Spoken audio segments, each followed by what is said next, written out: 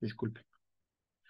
Bueno, entonces lo que les estaba diciendo es que como no nos autorizaron la visita académica, lo que vamos a hacer es que el trabajo final queda como, el trabajo que teníamos pendiente queda como trabajo final. Entonces, para que por favor se pongan a hacer, se pongan a terminar, aunque ya les voy a explicar eso por WhatsApp y por correo. Sí.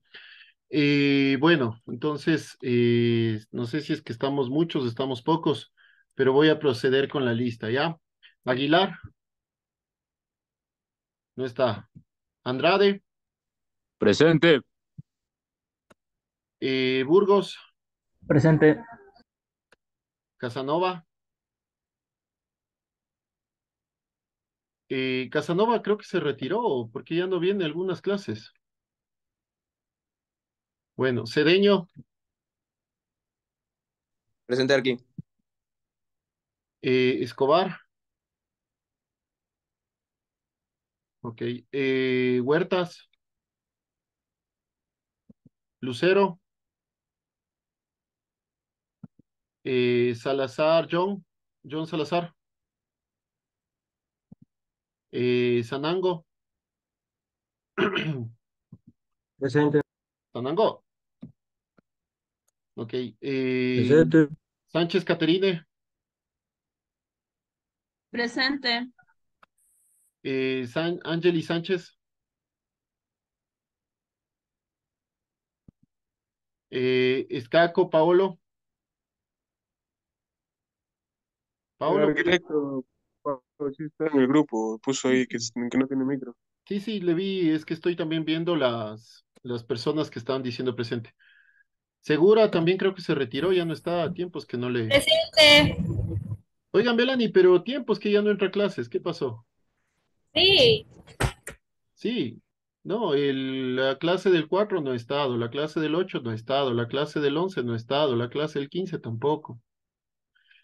Bueno, Talavera, Presente. Torres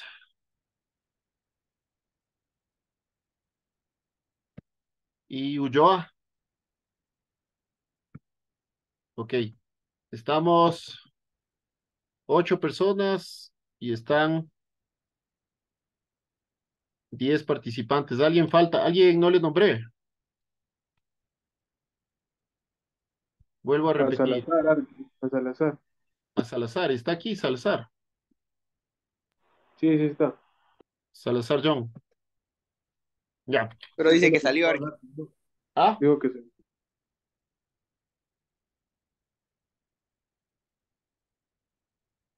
eh, espérame un segundo.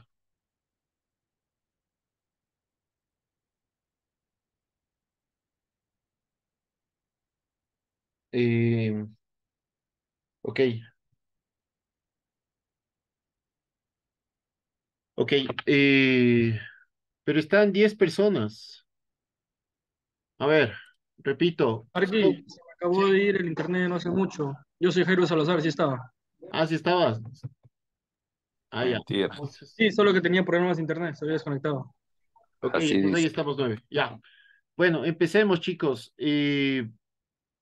Como les decía, ya estamos en las últimas clases. Les vuelvo y les repito, lo que ahora nos corresponde más bien es ya empezar a,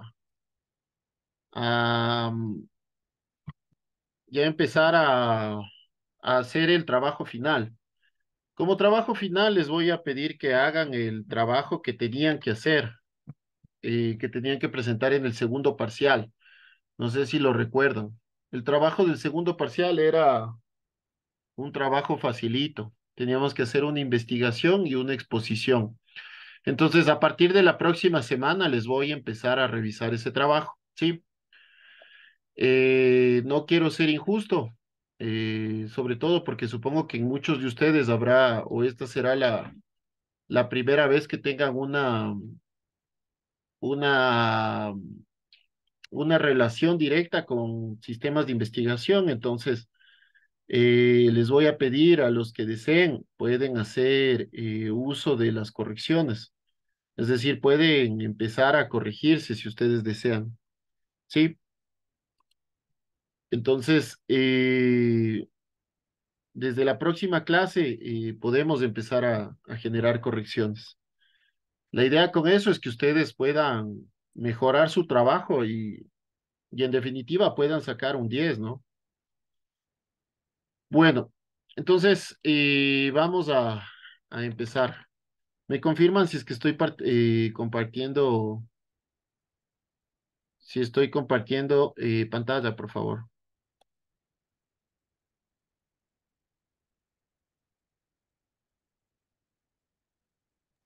Sí, que sí está compartiendo. Ok, muchas gracias.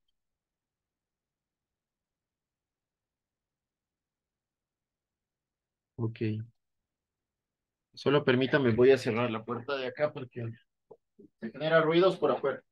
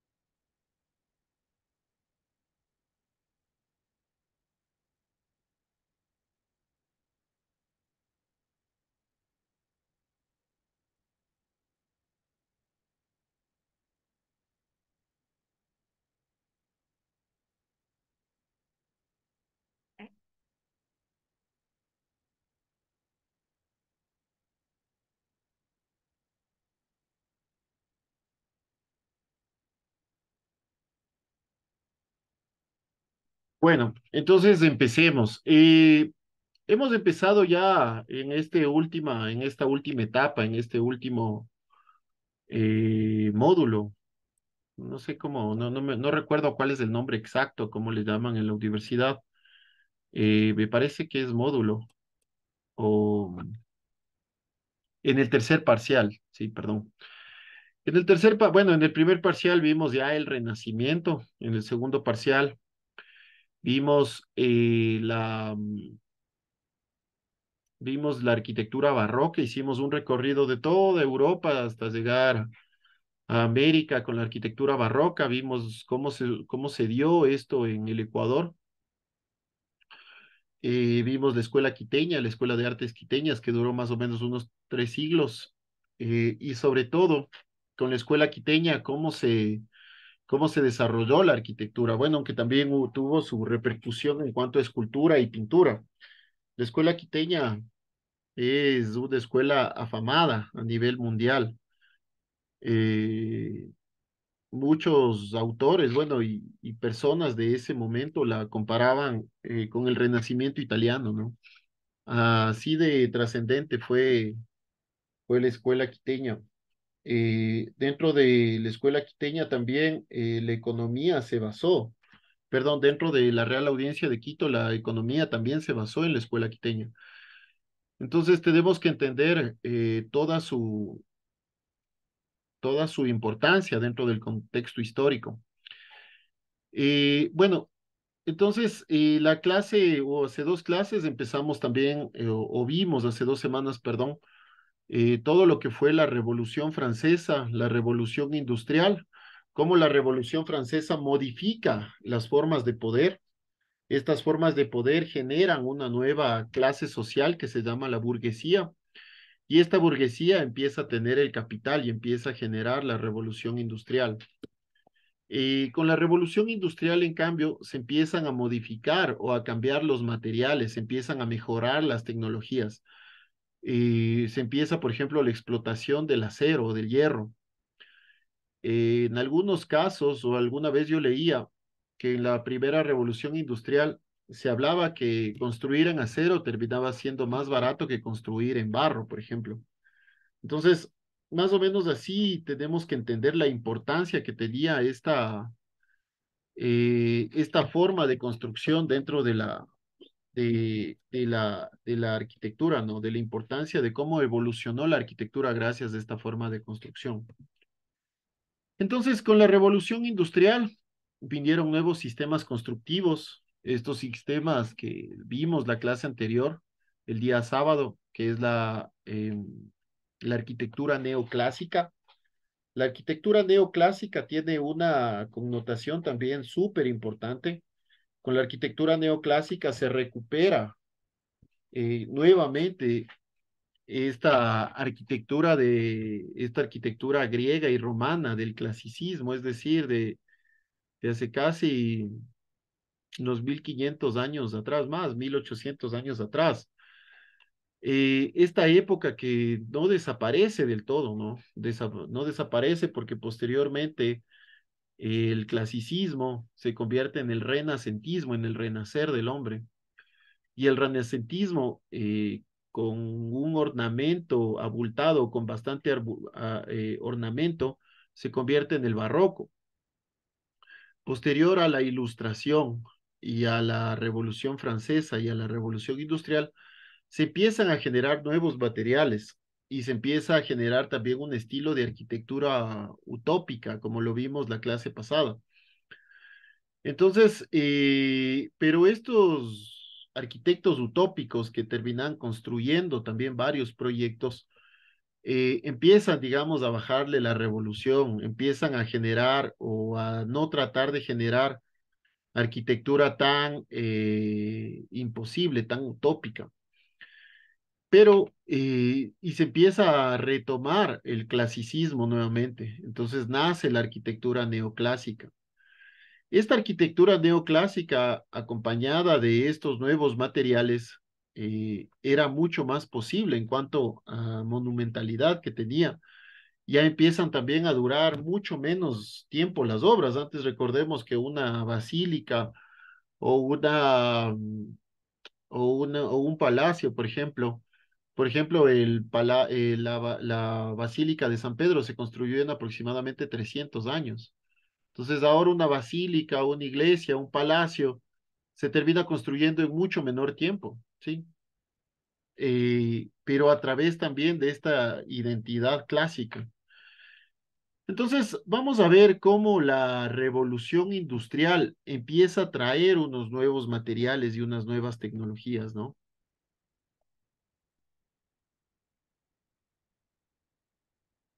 Entonces, aquí empezamos a ver eh, nuevas nuevas cuestiones como,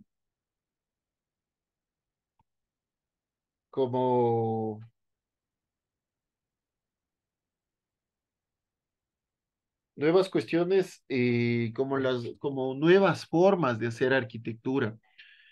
Pero también recordemos que esta es una época muy caótica, que genera mucha depresión también. Depresión económica estoy hablando, ¿no? Esta arquitectura también refleja una parte una parte del sentido real que vivía la sociedad en ese momento. La revolución industrial, si bien es cierto, empieza a emplear muchas personas, pero también las empieza a deprimir, o sea, el pobre sigue manteniéndose como pobre. El pobre muchas veces empieza a tener o tiene muchos hijos justo para que le ayuden a trabajar, para que le ayuden a trabajar en el campo, para que le ayuden a trabajar en las minas, para que le ayuden a trabajar en las fábricas. Y esto crea una nueva forma más radical, por así decirlo, de pobreza, ¿no? Pero bueno, ya lo vamos a ver. Pero la revolución industrial también nos trae ejemplos como, por ejemplo, lo de Joseph Paxton y los palacios de cristal, que es increíble lo que se hace. Los palacios de cristal también se replican aquí en el Ecuador. También lo de Henry Labrousse o Carl Schinkler. Eh, estos tres, por ejemplo, Joseph Paxton era un jardinero que le empiezan a decir o le proponen que construya un palacio de cristal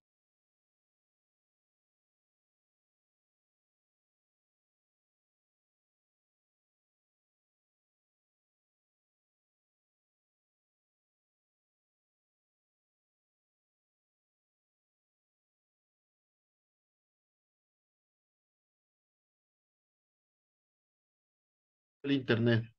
Mil disculpas, se cortó el internet. Voy a continuar, em,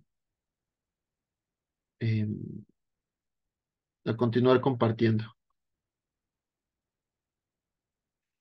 Entonces, como les decía, Joseph Paxton era un jardinero que le propone en algún momento en construir un palacio de cristal para una feria. Bueno, también en esta época empiezan a hacerse las ferias internacionales, es decir, las ciudades empiezan a mostrarse al mundo como son. Empieza a haber esta guerra industrial entre algunas ciudades, entre Barcelona, entre Londres, entre París, las ferias de Madrid, las ferias, por ejemplo, en Nueva York. Entonces, esto hace que, que se empiece a, de alguna manera, a... Espérenme un segundo, no sé qué pasa con el internet.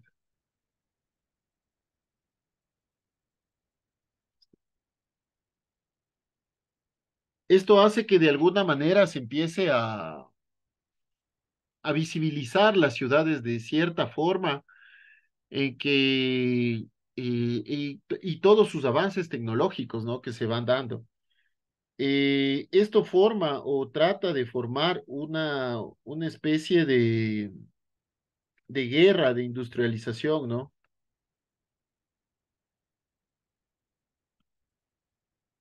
Una nueva forma de industrialización, ¿sí?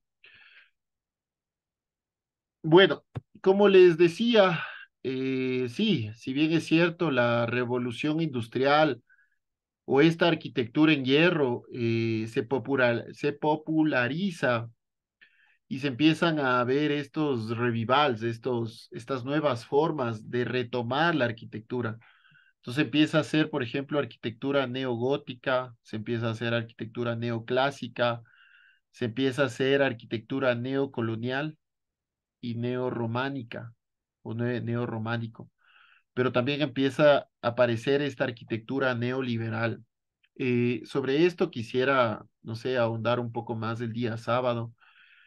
Pero esta, digamos, la arquitectura neogótica ya no existe o ya no se, o se hace muy poco. La neoclásica también ya muy poco, neocolonial mucho menos, o sea, ya se lo hacen haciendas o en áreas rurales sobre todo. Neorrománica ni se diga, pero este es nuestro día a día, ¿no? Esto es lo que todos los días, por ejemplo, aquí en Quito nos vamos a barrios como a Tucucho, como a Comité del Pueblo, a La Bota, a lugares con quebradas, y se ve mucho esto. Me imagino que en Santo Domingo también. Y esta es nuestra nueva forma. Nosotros somos los que estamos heredando esta forma de hacer arquitectura. Como les decía algún momento, un buen urbanista salva mucho más vidas que un buen médico. Un buen urbanista genera ciudades productivas y estas ciudades se convierten en elementos de mejora, digamos, de la vida de sus habitantes. Pero un cambio mal urbanista también genera elementos como esto, ¿no? No hay una política pública, por ejemplo, de vivienda.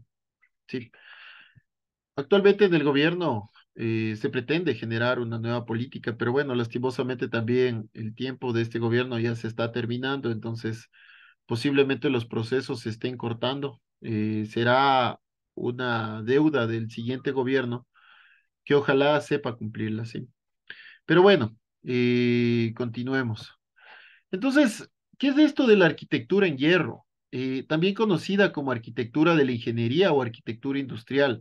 Se dio en el siglo XIX como técnica constructiva y estilo arquitectónico originados en la disponibilidad de los nuevos materiales que propició la revolución industrial. Estos nuevos materiales son sobre todo el hierro. El hierro, como les decía, alguna vez yo leía que en esa época no sé si con algo de exageración o con algo o tal vez de forma pintoresca, pero se decía que era más barato construir en hierro que construir en barro, ¿no? Tomando en cuenta que el barro lo tomamos del suelo, en cambio, y el hierro ya necesita un proceso de industrialización. Entonces, no sé si es que era una forma más bien pintoresca o burlesca de decir algo, o de la cantidad de hierro que se producía en ese momento. Pero alguna vez yo lo escuché, ¿no? Que era más barato o menos caro construir en hierro que construir en acero. Bueno, esta técnica se popularizó a través de la arquitectura ferroviaria, las galerías comerciales y mercados cubiertos y los grandes pabellones de las exposiciones universales de la segunda mitad del siglo XIX. Estos pabellones o estas exposiciones que se hacían en esa época terminaban mostrando de cierta manera cómo se desarrollaban las ciudades. Estos centros de exposición o pabellones nos mostraban mucho y sobre todo también de una forma política, el desarrollo urbano que tenían las ciudades. Sobre todo esto mostraba a los inversionistas, es decir, yo mañana, estamos hablando de mediados del siglo XIX, mañana me iba a Barcelona, por decirles. Yo tenía muchos recursos que hice aquí en Ecuador. Me iba a Barcelona y veía que tenía un importante desarrollo industrial, entonces iba e invertía allá. Entonces, esto era una forma de captar inversionistas, ¿no? Entonces, la construcción con hierro de diques, puentes y naves del siglo XVIII es elevada a la arquitectura a través del ámbito industrial en el siglo XIX. Inicialmente se implementó como una medida de protección contra los incendios, que se había hecho muy comunes desde la introducción de la máquina a vapor. Esto es algo súper importante, creo que es un punto de quiebre en la forma de hacer arquitectura. Recordemos que en esa época había muchas las fábricas, estas fábricas que posiblemente eran hechos con tapias, hechos con cubiertas de paja, posiblemente, o sea, con una arquitectura muy artesanal. ¿Qué sucedía con esto? Que las máquinas a vapor o las máquinas en ese momento eh, eran a vapor y a carbón. Entonces, consumían fuego. Y el carbón, no sé si es que ustedes han hecho alguna vez una parrillada en su casa, pero el carbón salta, ¿no? ¡Pac! Salta o empieza a explotar o tiene unas microexplosiones cuando se empieza a calentar. Entonces, estas explosiones chiquitas o estos saltos que se hacían, saltaban, por ejemplo, al piso y el piso que era de madera se empezaba a consumir y generaba muchos incendios. De hecho, en Guayaquil se empieza a construir principalmente con hierro, sobre todo por los incendios, porque hubo un gran incendio en Guayaquil. Bueno, además de esto marca claramente la brecha entre el pasado y el presente en la historia de la arquitectura. En el contexto, la revolución industrial y el surgimiento de la ciudad industrial, la sustitución de la leña por el carbón en la extracción del hierro permite la producción a nivel más industrial.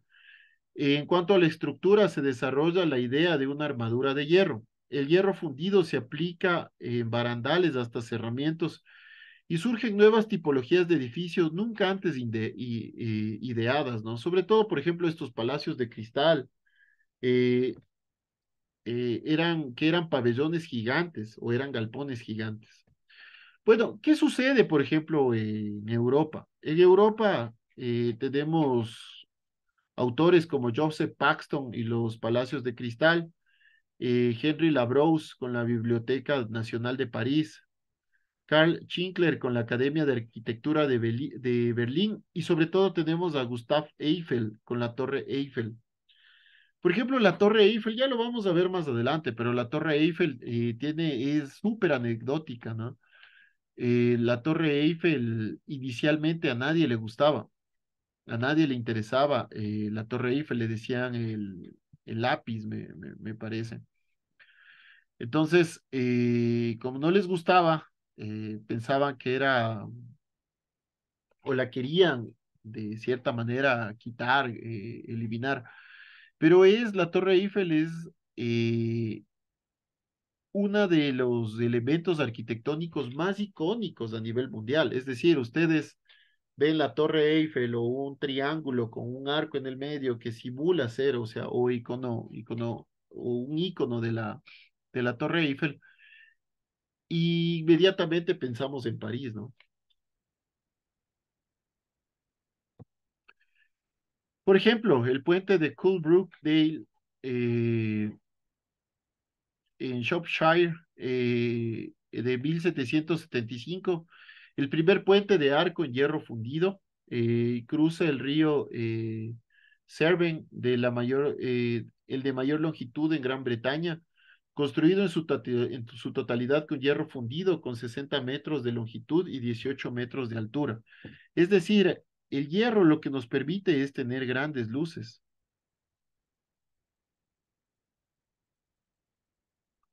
Esto tiene 60 metros de longitud, algo posiblemente nunca antes pensado en hormigón armado, ¿no? En hormigón muy difícilmente lograríamos estas, o posiblemente tal vez, pero con unas vigas súper peraltadas, no sé. Tendríamos que hacer cuerpos intermedios o columnas intermedias o pilares intermedios, pero muy difícilmente alcanzar estas longitudes y 18 metros de alto. En hormigón es muy difícil lograr esto, ¿sí? Por ejemplo, aquí tenemos un grabado del interior de un edificio industrial en 1868. La construcción con hierro se empezó a incorporar en fábricas, talleres y naves industriales, acerías, refinerías, centrales energéticas, estaciones ferroviarias, almacenes e instalaciones portuarias, hangares, etcétera, ¿no?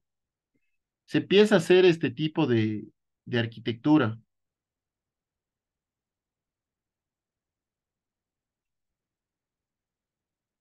que es arquitectura industrial.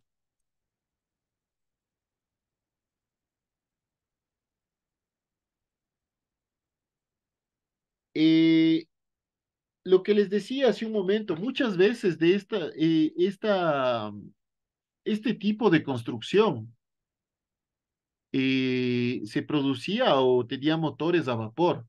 ¿Cómo funciona un motor a vapor? El motor a vapor básicamente funciona quemando carbón o quemando leña, eh, perdón, hirviendo agua a través de carbón o leña. Y esta agua, al evaporarse, sus partículas se empiezan a separar y esto hace que genere un empuje de pistones, ¿no? Entonces así funcionaba básicamente la máquina a vapor. Pero el quemar carbón o leña generaba o hacía que se generen muchas partículas calientes. Y esto hacía a su vez que se empiecen a quemar cosas, ¿no?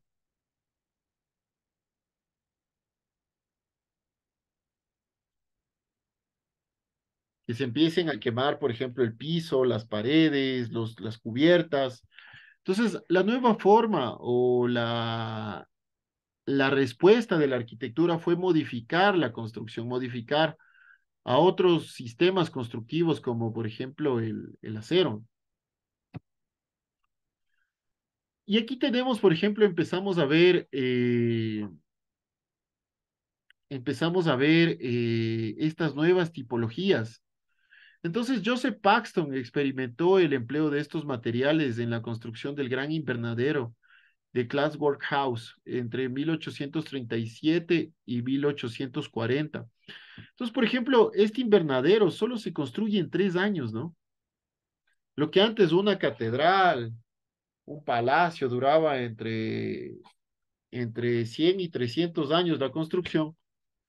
Joseph Paxton empieza a hacer estas grandes construcciones en muy poco tiempo. Richard Turner y Burton se encargan de construir el invernadero del Real Jardín Botánico de Kew, abierto al público en 1841.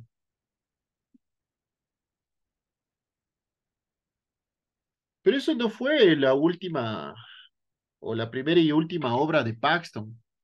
Posterior a esto, Paxton tiene un encargo mucho más grande que era de Crystal Palace, perdón. Más tarde, Paxton en 1851 construye The Crystal Palace. Esta edificación de hierro fundido y cristal fue construido con motivo de la gran exposición de 1851 en el Hyde Park de Londres.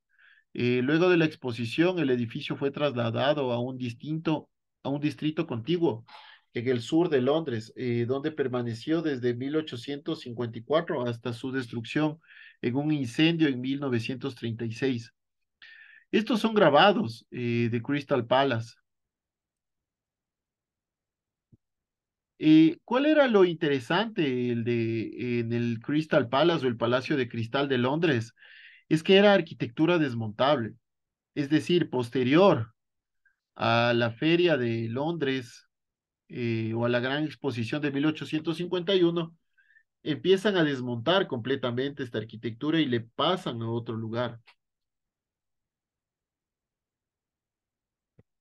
Entonces aquí vamos a ver el Palacio de Cristal de 1851, que era algo monumental, era algo increíble, que lastimosamente se incendia, pero tenemos algunos grabados y algunas fotos en blanco y negro que nos ayudan a entender la magnitud de esta obra, ¿no? El Crystal Palace era un palacio gigantesco, era algo eh, insólito para ese momento y mucho más construirlo en tan poco tiempo. Recordemos que, como les decía, antes de este tipo o estilo de arquitectura, se construían cosas gigantes o cosas monumentales, pero claro, a lo largo de muchos años. Apenas se construye en 3 o 4 años, me parece. Entonces, The Crystal Palace o el Palacio de Cristal era gigantesco comparado con las construcciones hechas hasta el momento. Era 5 veces más grande que el de Pan House, construida por Burton y Turner. Además, el diseño fue rápidamente realizado y su construcción duró tan solo 6 meses, perdón.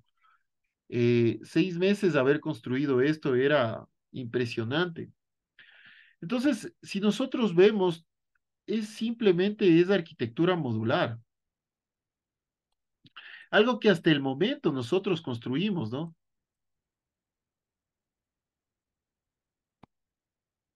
Entonces, el Palacio de Cristal británico causó enorme impresión en los visitantes que en su mayoría provenían del resto de Europa. Su diseño innovador y los efectos visuales que genera la construcción de paredes de cristal lo popularizó como un símbolo de modernidad y civilización. Admirado por unos y criticado por otros, ¿no?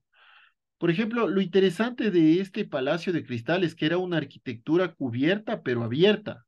Es decir, en el medio nosotros podíamos tener este tipo de elementos, elementos como árboles, elementos como piletas, es decir, elementos que antes solo podíamos tener en el exterior de la edificación, se empiezan a cubrir y era algo completamente innovador para ese momento. Aquí vemos, por ejemplo, otro grabado del Palacio de Cristal.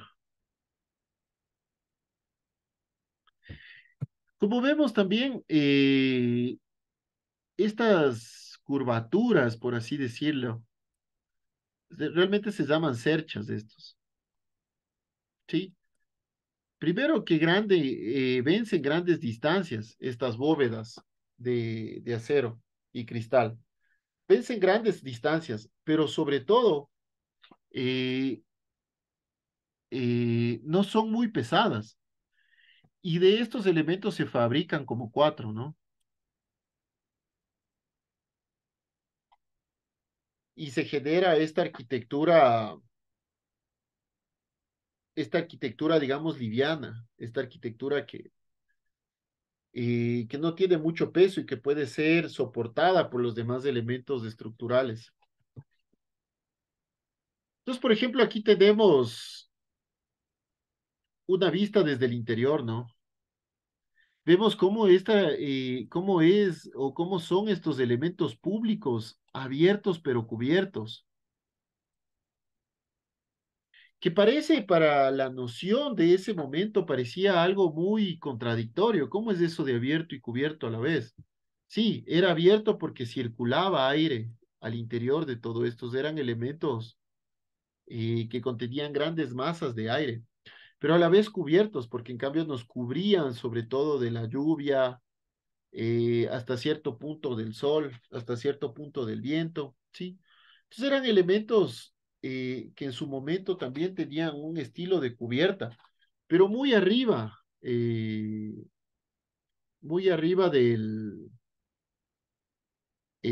muy arriba del lugar de donde, eh, de donde podíamos estar, ¿no es cierto? Entonces era una arquitectura súper interesante.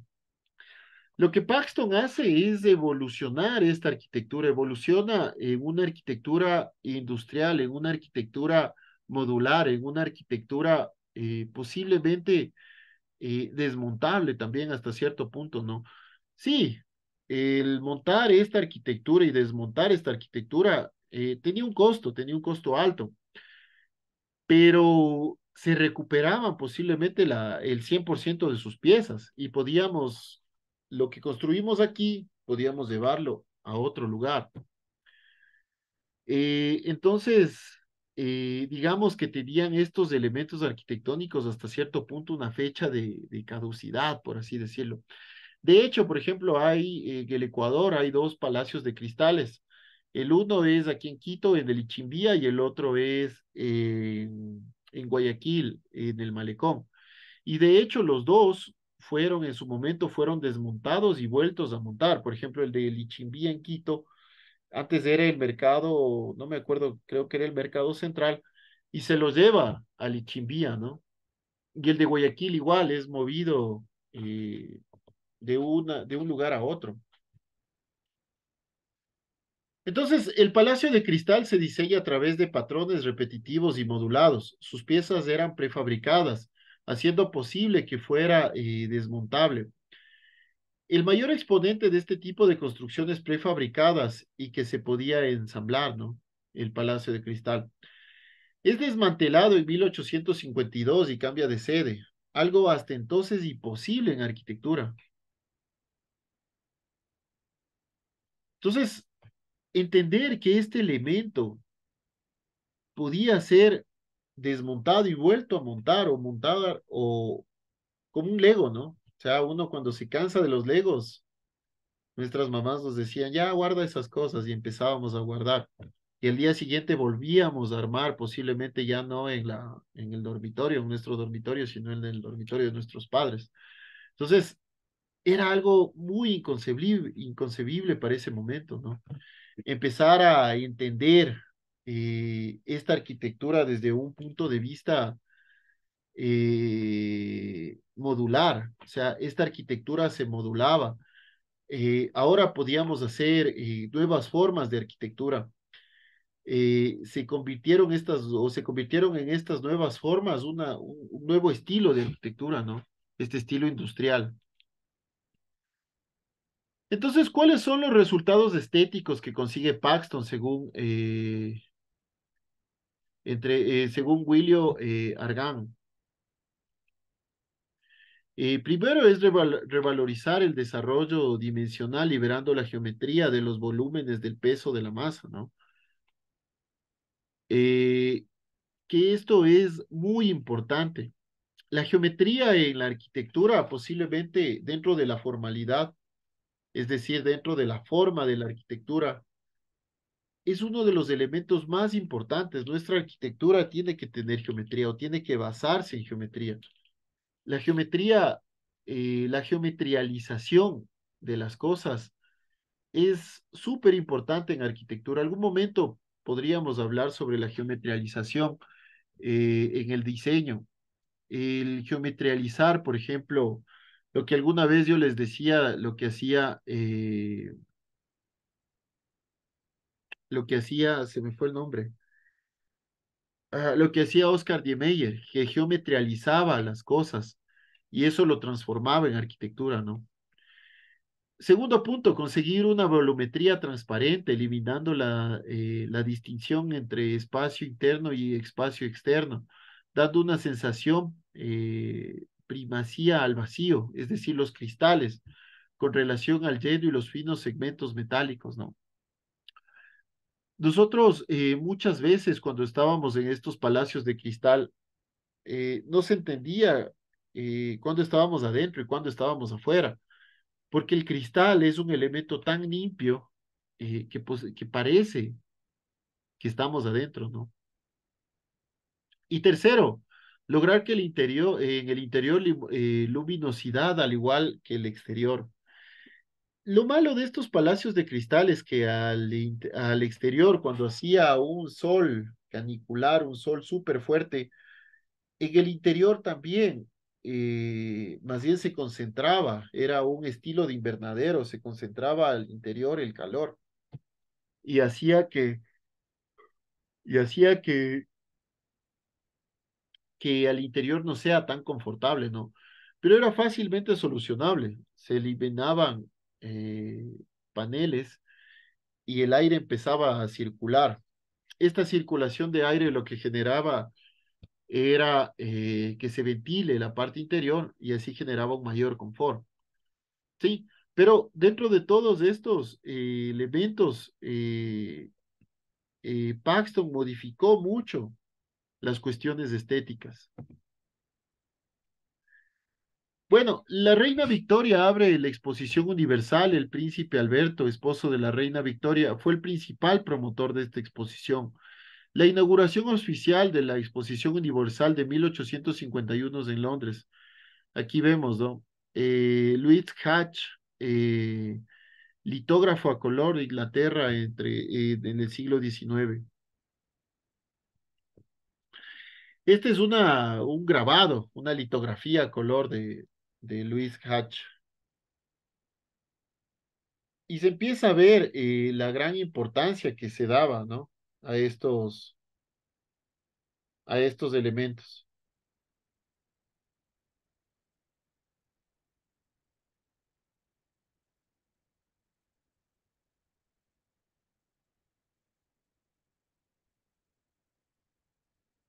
Entonces, las exposiciones universales.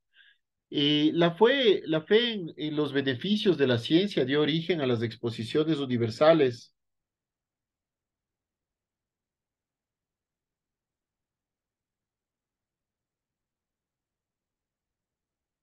Eh,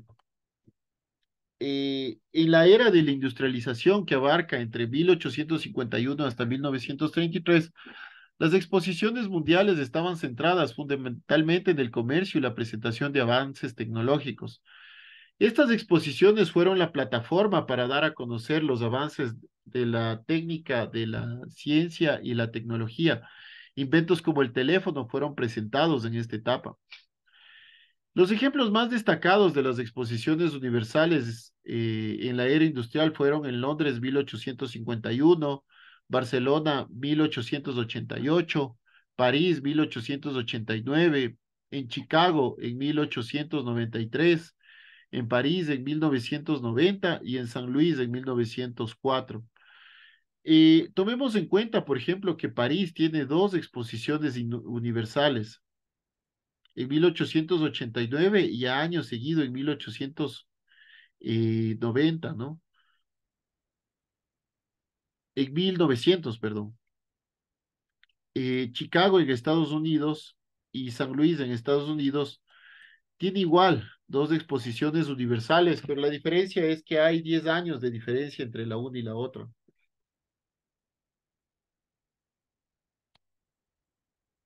Bueno, entonces la arquitectura de hierro y cristal, además de su interés práctico, insertó un concepto revolucionario arquitectónico a través de los procedimientos de la ingeniería utilizando materiales de la construcción utilitaria que consiguen edificios altamente representativos, ¿no?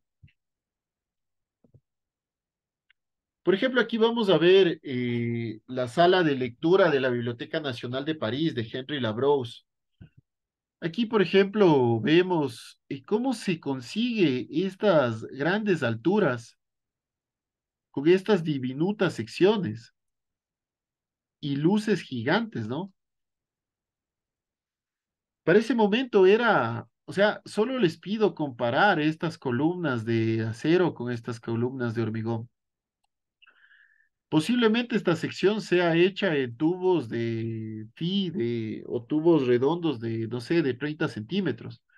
Posiblemente estas columnas de hormigón sean de 1,20 m por 1,20 m o de 80 por 80. O sea, entendamos cuál es la diferencia entre lo uno y lo otro, ¿no?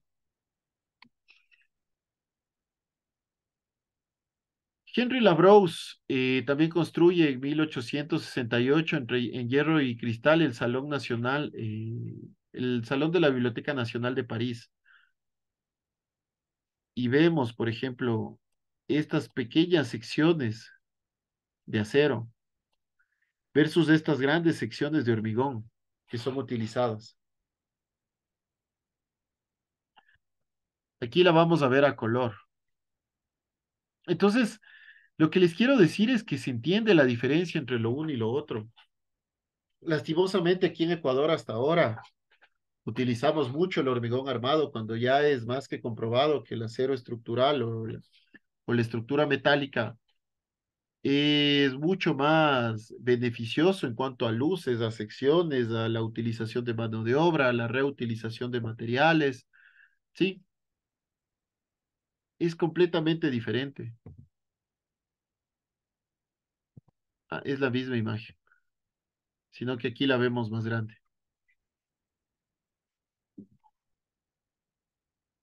Súper interesante, ¿no?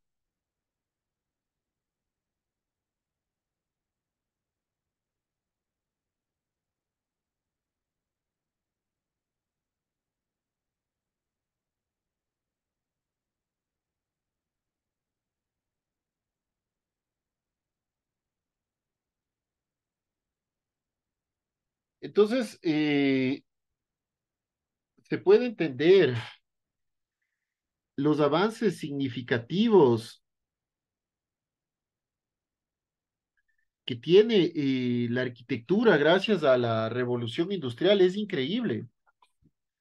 Es completamente, por así decirlo, irracional estos cambios, ¿no? Estos saltos en arquitectura. Vamos a ver la Galería Vittorio Emanuel, formada por dos arcadas perpendiculares con bóveda de vidrio que se cruzan formando un octágono. Está situada en el lado norte de la Piazza del Duomo en Milán, que conecta con la Piazza della Scala, diseñada en 1861 y construida por Giuseppe Mengoni entre 1865 y 1877. Esta es la vista de la Galería Vittorio Emanuel durante su construcción y unos años más tarde de su inauguración. Aquí en esta plaza, esto estaba construido, ya existían estas edificaciones. Entonces, lo que querían hacer era cubrir estos pasajes para que la gente pueda caminar en lluvia, en agua, perdón, en lluvia, en sol, en viento, pueda caminar a través de estos nuevos pasajes o de estos pasajes cubiertos. Entonces le encargan a Giuseppe Begodi hacer esta estructura. Entonces lo que él hace es principalmente en acero, sobre todo por las grandes luces que nos permite el hierro, ¿no? Entonces aquí vamos a ver la Galería Víctor Manuel. Estas edificaciones ya existían o ya existen. Y lo que hace únicamente Giuseppe Mengoni fue cubrir estos pasajes. Aquí lo vamos a ver. Esta es una foto actual de la Galería Vittorio Emanuel de Milán. Entonces, lo que hace esto es que se reviva mucho estos espacios, ¿no? Estos espacios abiertos y cubiertos a la vez.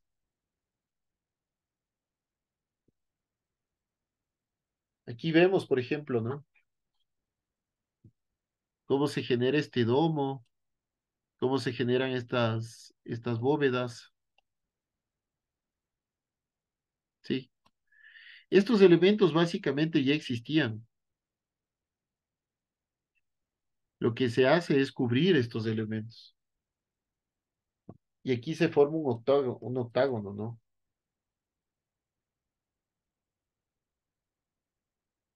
Un octágono. Este es otro palacio, el Palacio del Cristal del Retiro, que es una estructura de metal y cristal situado en Madrid, en el Parque del Retiro en Madrid.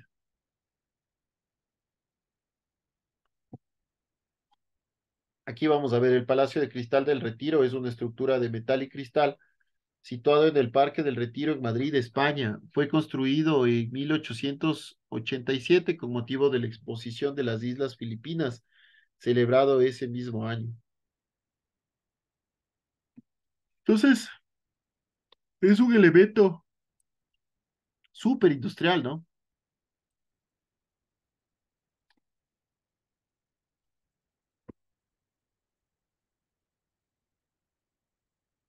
Este es el Mercat del Bon, construido en 1876 en el barrio de la Ribera, en Barcelona.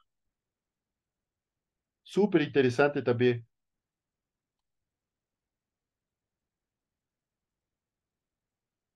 Cómo se hacen esas persianas para que circule aire y al interior no se concentre el calor. Aquí lo vemos desde el interior. Antes de esto era un mercado donde al interior se concentraban las ventas, un estilo de galpón, digamos.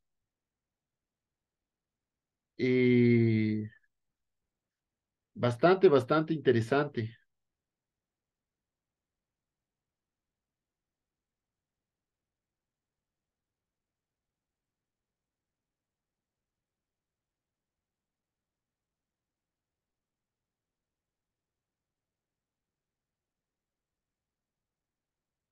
Actualmente este mercado se le hizo un área de juegos lúdicos.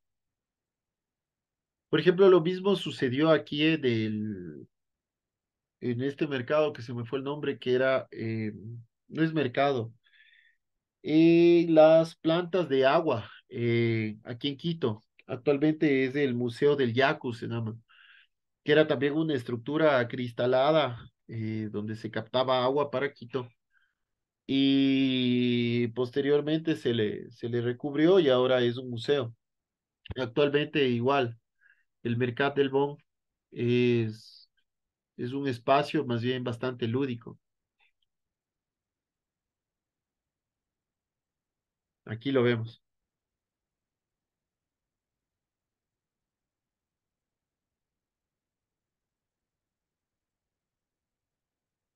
Interesante, ¿no? El uso de estas cerchas para sostener esta cubierta irregular. Bueno, el 24 de septiembre de 1882 se inauguró el Mercat de Saint-Antoine, obra de Antonio Roveiras y Tías y Joseph Cornet y más.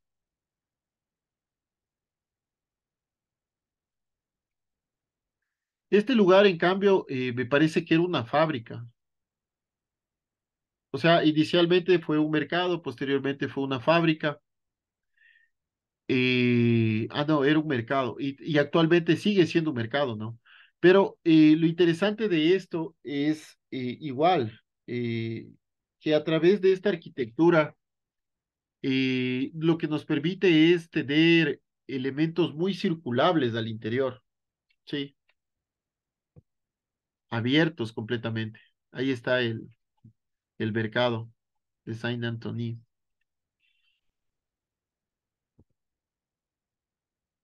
Igual con estas formas de persianas, con estas formas interesantes. Arquitectura muy, muy industrial.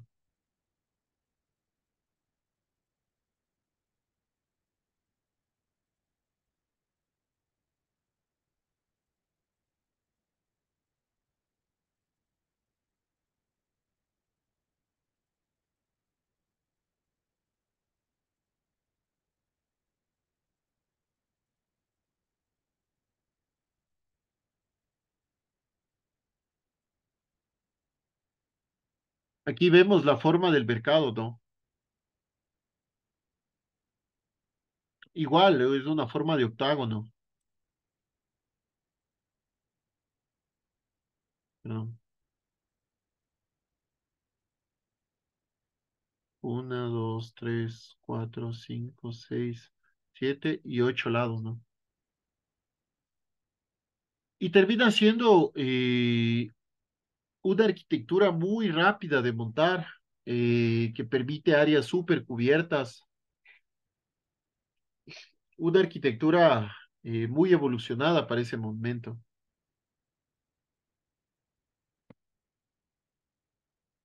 El mercado de San Antonio actualmente en reformas, ¿no?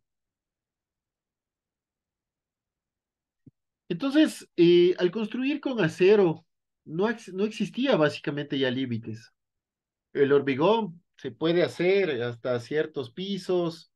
Hay que empezar, sobre todo para empezar a bajar la necesidad o la demanda de secciones fuertes.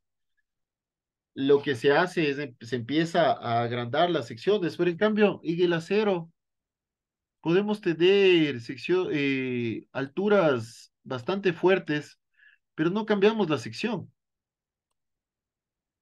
No se modifica básicamente la sección. Entonces, a Gustave Eiffel se le ocurre hacer la Torre Eiffel,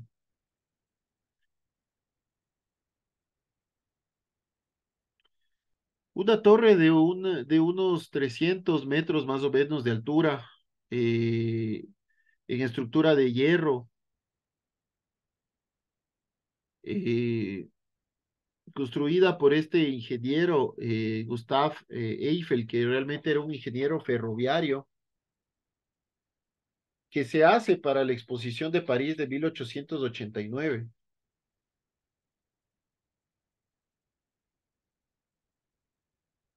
Y se lo hace en un lugar clave, ¿no?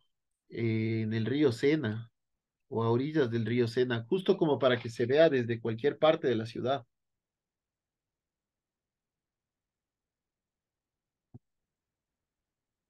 Entonces, aquí vemos cómo se empieza a construir la Torre Eiffel. La Torre Eiffel, inicialmente nombrada Torre de 300 metros o Tour de 300 metros, es una estructura de hierro pudelado, diseñada por Maurice Clouchin y Émile Nouguer, y construida por el ingeniero francés Gustave Eiffel y sus colaboradores para la Exposición Universal de 1889 en París.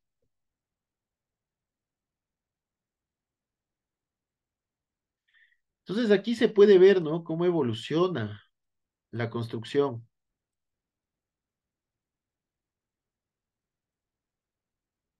cómo se va desarrollando la construcción de la Torre Eiffel a lo que actualmente es.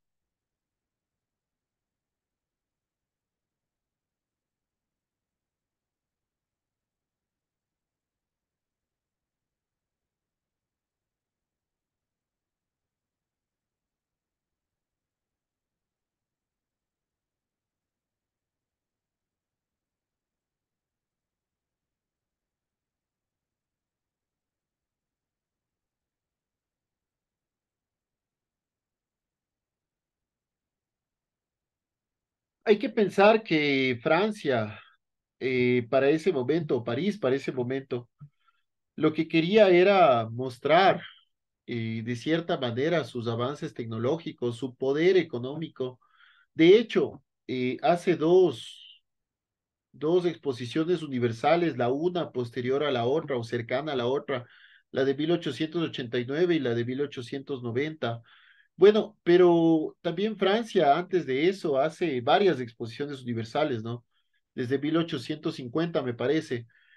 Pero estas son las dos más importantes, la de 1889, sobre todo por mostrar la Torre Eiffel, que era una torre de 300 metros de altura. Posiblemente en ese momento no había algo tan alto y tan esbelto, es decir, con secciones muy pequeñas de esa altura, ¿no? Muchos pensaban que algún momento se iba a caer, que por su propio peso era como un juego de naipes que iba a ceder por su propio peso.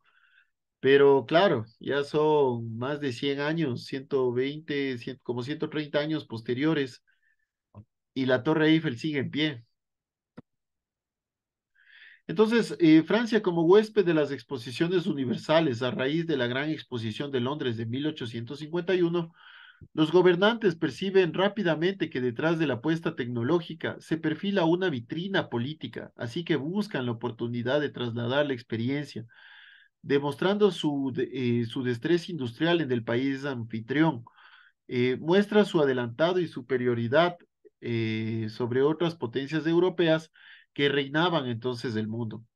Bajo esta visión, Francia acoge repetidas veces la Exposición Universal en los años de 1855, 1867, 1878, 1889 y 1900. Entonces se puede ver cuál es la importancia de estas exposiciones universales, sobre todo que los gobernantes o los políticos utilizaban estas exposiciones como una plataforma política para indicar eh, qué tan bien eran llevados sus gobiernos, ¿no? Entonces, la Exposición Universal en París en 1889 se concreta por Jules Ferry, presidente del Consejo de entonces. Fue celebrada en el centenario de la toma de la Bastilla. Recordemos que la toma de la Bastilla fue en 1789 y se celebra como aniversario o como centenario de este hito importante en París, en Francia. Un acontecimiento tradicionalmente considerado como el símbolo del comienzo de la Revolución Francesa, ¿no? El símbolo principal de la exposición universal fue la Torre Eiffel, completada en 1889 y que sirvió como arco de entrada a la feria. Aquí nosotros podemos ver, este es el río Sena, aquí hay un puente y justo tienen que pasar por debajo de la Torre Eiffel, ¿no? Y aquí era la gran exposición o la Exposición Universal de París.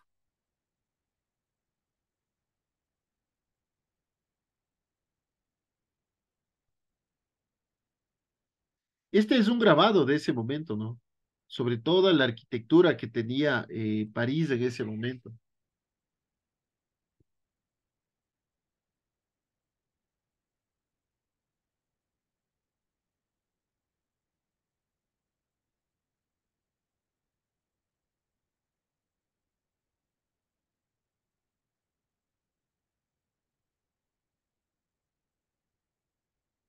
Bueno,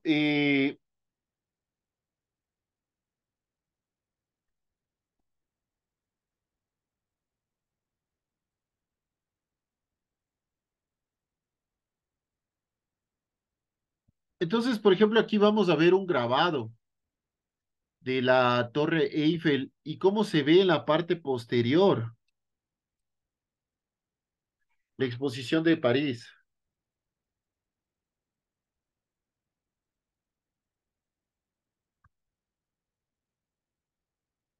Cabe indicar que París en este momento, o Francia en este momento, era ya una democracia, bueno, una especie de democracia donde había un consejo. Es decir, Francia recorrió mucho tiempo, recorrió mucho camino como para tener lo que tenían en ese momento, que ya era una plena democracia, es decir, se sacaron el yugo de las monarquías, haciendo que sea un ejemplo para toda Europa y para también América Latina. Entonces, Gustave Eiffel, pensando en esto, genera esta torre o este monumento, ¿no? Justo para la exposición del centenario de la toma de la Bastilla, que da el inicio a la Revolución Francesa. Este proyecto eh, generaba mucha expectativa y sobre todo cuando algo genera expectativa, genera muchos detractores, muchos simpatizantes y detractores a la vez. Es decir, había muchas personas que estaban a favor y muchas otras que estaban en contra del proyecto. Muchas personas veían desde la estética que el proyecto no era algo bueno, ¿no? Para París, para Francia. En cambio, otros veían como algo súper interesante. Otros se burlaban mucho del proyecto, le decían el lápiz parado, bueno, le decían algunas cosas. Pero este ícono de París, este ícono de Francia, actualmente es el elemento de mayor iconografía a nivel mundial. Nosotros vemos este elemento e inmediatamente pensamos en París, e inmediatamente pensamos en Francia, ¿no? Por ejemplo, bueno, aquí vemos a Gustave Eiffel en una de las escaleras de la torre en 1889. Inicialmente esta torre, o la torre de París, o la torre Eiffel, tenía escaleras. Posteriormente se le montaron ascensores.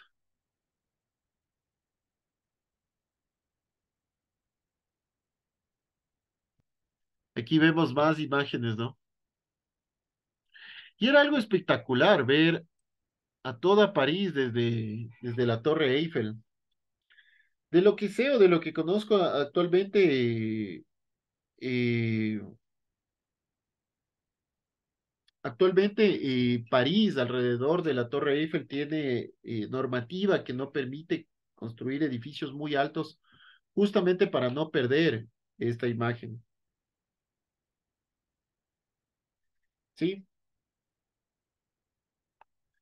Termina siendo este elemento súper interesante, sobre todo por el sistema constructivo empleado hasta ese momento, ¿no? Aquí vamos a ver cómo sobresale la Torre Eiffel por sobre todos los elementos alrededor. Y actualmente alrededor de esto es un gran parque, ¿no?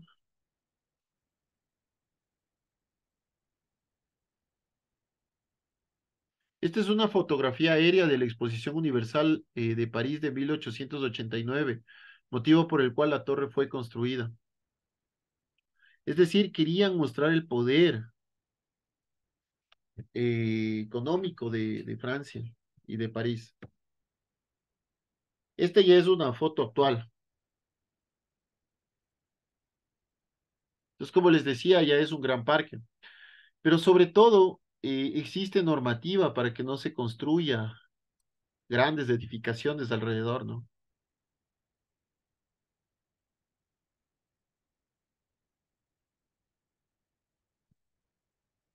Bueno, otro de los grandes elementos, esta es la antigua estación de Orsay, edificio construido para la Exposición Universal de 1900, actualmente alberga al Museo de Orsay de París. Esta estación de ferrocarril antigua fue construida justo para mostrar, o un nuevo elemento para mostrar en la Exposición Universal de 1900 en París. Actualmente es un museo, el Museo de Orsay, eh, y que es un elemento recuperado bastante interesante. Este es una imagen antigua. Vamos a ver la imagen nueva, ¿no?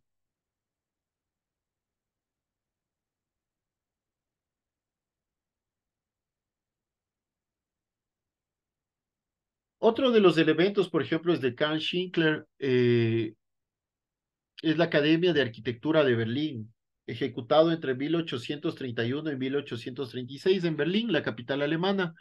Es considerado como uno de los edificios precursores de la arquitectura moderna en Europa debido a la novedosa utilización del ladrillo y a su fachada racionalista. Destaca también por su innovadora estructura metálica que le permitió alcanzar varios niveles de altura, ¿no? Por ejemplo, alcanzar estos niveles de altura, que estamos hablando de 4 niveles de altura, en hormigón antes era muy complejo, en hormigón, en barro, pero en cambio con estructura metálica esto fue bastante fácil, digamos, ¿no? Bastante innovador.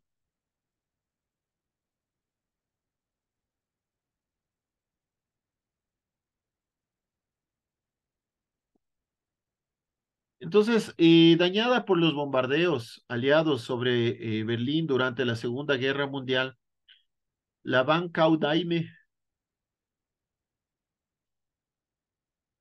fue parcialmente reconstruida en 1962. El edificio fue totalmente demolido para construir lo que sería el Ministerio de Asuntos Exteriores del gobierno de la República Democrática Alemana. En 1995, el Ministerio de Asuntos Exteriores de la República Democrática Alemana fue derribado con el objeto de construir lo que fue el Wederscher Mark. En este proyecto ya parcialmente realizado está prevista la reconstrucción de la Daime en su emplazamiento original cerca de la iglesia de Friedrich Werder, que sobrevivió a la guerra. Al otro lado del río Sprit.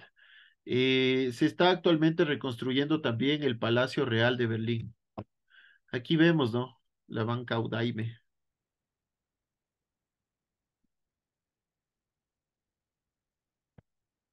Bueno, chicos, eso es todo. Espero les haya interesado esta clase. Es interesantísimo la arquitectura de hierro, cómo se dio, cómo se dio eh,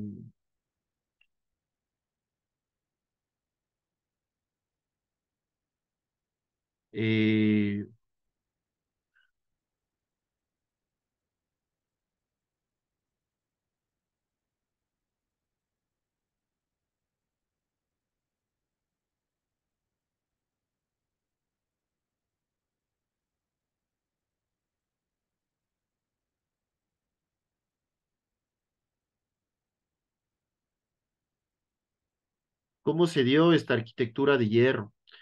No sé si es que alguno de ustedes tiene alguna pregunta, alguna inquietud.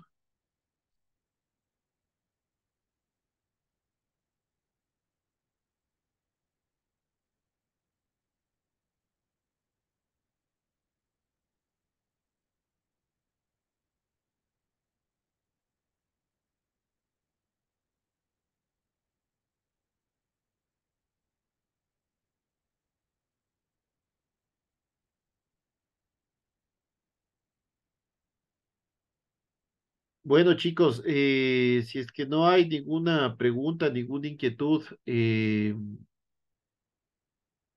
quedaríamos nos veríamos el día sábado. Por favor, no olvide llevar sus computadores y no olviden el deber, la tarea que era un mapa conceptual de la arquitectura barroca. Igual, empecemos por favor a revisar todas las investigaciones. Es importante que en las investigaciones que ustedes hacen, si gustan, podemos hacer revisiones. Termina esto siendo el elemento más importante para sus notas, sobre todo sus notas finales del tercer parcial o del examen final. Ahí vamos a ver qué tan, qué tan avanzados están en cuanto a eso. Eso, qué más les puedo decir? Si es que ninguno tiene alguna pregunta o alguna inquietud, eh, quedaríamos hasta ahí.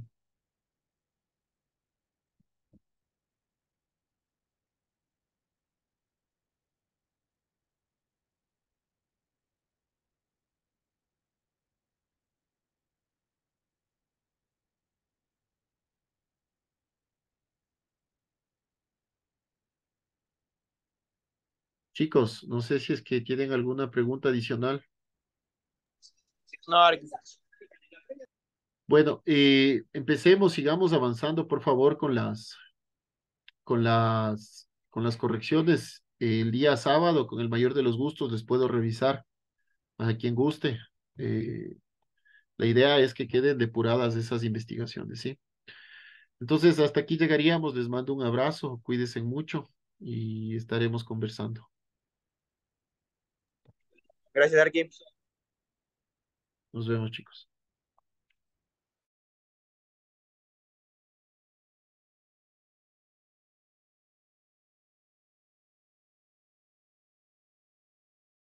Hasta luego, Arqui. Chao, chicos, cuídense mucho.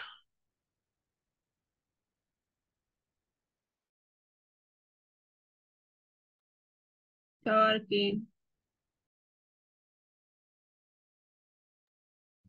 Chao, chicos, cuídense mucho.